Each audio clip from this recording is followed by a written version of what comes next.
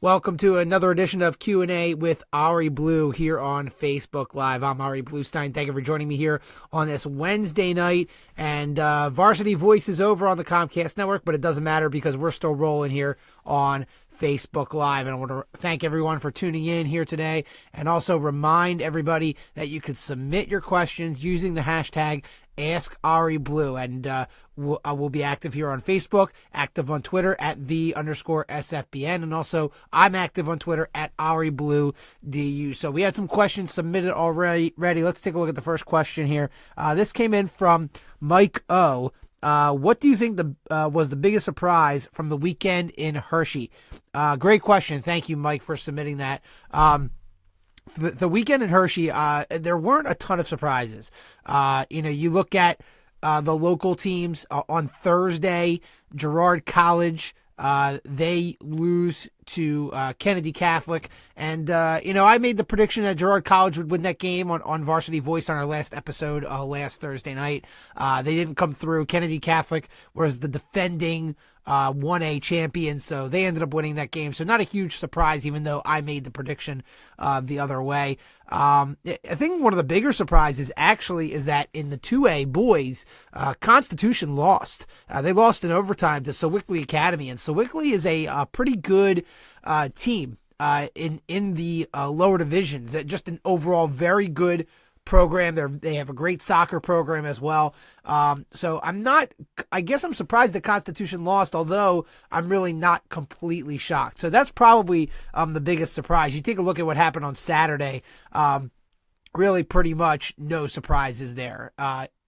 Imhotep, the boys, they win the 4A championship easily, dominating Strong Vincent. Archbishop Wood, the girls, they had a tough game with Trinity, really low scoring game, but Archbishop Wood ended up pulling that one out for their second consecutive state championship. Also, and the New McGrady boys had won. The New McGrady girls, they won as well. Although the New McGrady girls did get a little bit of a test there. So that was kind of a close game. And then Reading ultimately defeating Pine Richland for the big cap on the weekend, Saturday night, in the 6A boys championship.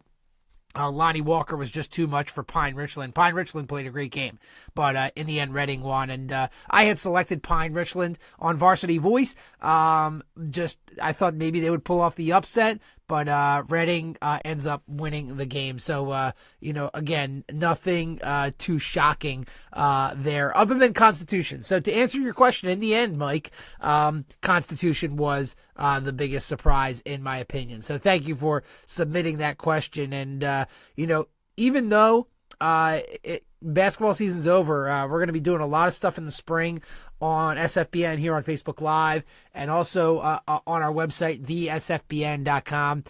You take a look at our website. We provided a lot of great content for you during basketball season, especially during the playoffs. So look out for more of that, more coverage, baseball, softball, lacrosse, some other spring sports as well. So make sure you check that out. That's actually a perfect segue now into our second question. This came in from Ted. Who do you think will be the top baseball teams in the city this year?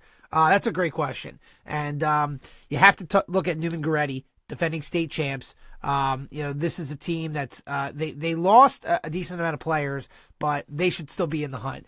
Archbishop Wood is a team. They were in second place in the Catholic League last year. They bring back Joey Lancelotti, senior outfielder and pitcher who's going to ultimately be playing at North Carolina. He's back. There's some other very good teams in the Catholic League. Father Judge, they bring back a very good hitter in Christian Lutz. They finished actually in first place in the PCL, got upset early on in the Catholic League playoffs, so they'll be back to get some revenge. And you also look at LaSalle. They have a very good player coming back in Andrew Cassetti. St. Joe's Prep is always a very good team. Rowan Catholic should be competitive as well. That's all in the Catholic League. In the Interac is always very competitive. Malvern Prep, Springside Chestnut Hill Academy tied for first place last year, but you can't count out teams like Episcopal, Penn Charter, Haverford School, and even GA, who finished in last place last year.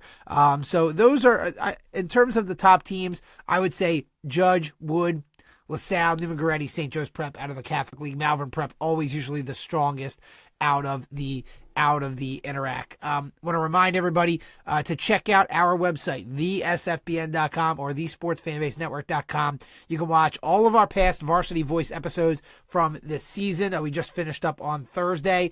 It was a great season on Comcast, so thank you to everybody who tuned in on the Comcast Network and Comcast Sportsnet this season. It was a great third year, so you can check out all those past episodes, all of our past broadcasts from this year. Check out when our upcoming broadcasts are as well. So we'll go into our third question here. This was submitted earlier from Mark.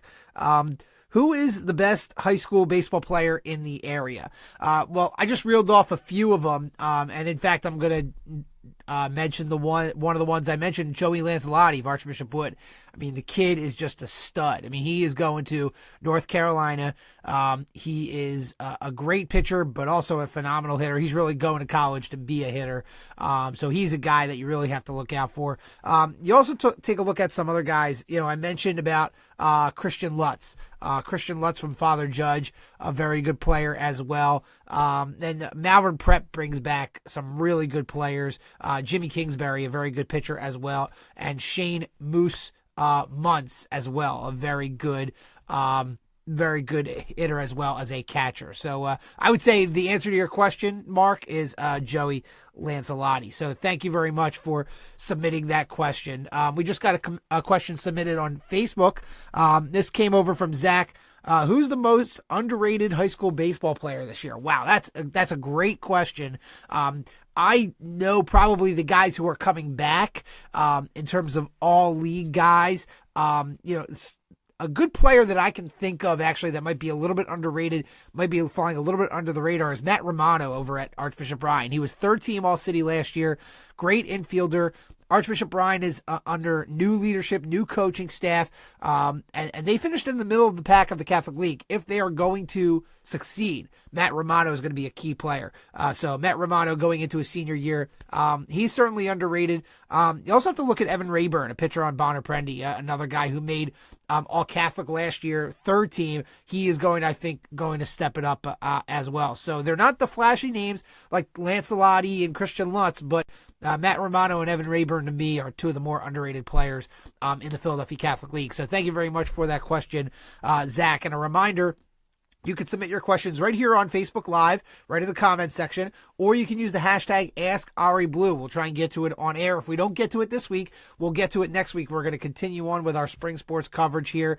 We're talking a lot of baseball today, and we're going to continue to talk baseball, a little bit of softball as well. You can also, again, I'm active on Twitter here on SFBN and also on Ari Blue DU.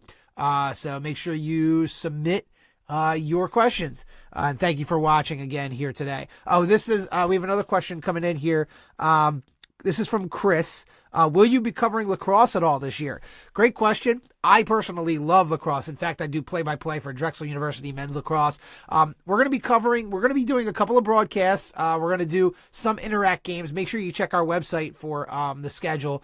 We do have one girls lacrosse game booked already. Agnes Irwin, one of the best girls lacrosse programs, not only in this area, but in the entire nation. They're actually down in Florida right now on their spring break. They're playing a few lacrosse games down there. So we'll be covering them on April 15th, but we'll be covering it right here on Facebook Live on Q&A with Ari Blue. I'm still starting to learn all the top high school teams. I think, you got to look at Malvern Prep and the Haverford School in the Interac, two of the best teams in this area. And then in the Catholic League, LaSalle and St. Joe's Prep too. There's a lot of good suburban teams too. Radnor is always very good. State champ from a couple of years ago. They're always in the mix. So we will definitely talk lacrosse here on Facebook Live. I know we got a few baseball questions, so we're kind of focusing there. But the spring sports it's kind of like we're not just going to focus on basketball like in the winter. We're going to focus on a lot of different sports, baseball, softball, lacrosse, might even mix in a little boys volleyball. Who knows? But spring sports is really a nice mix of things. We'll touch on everything.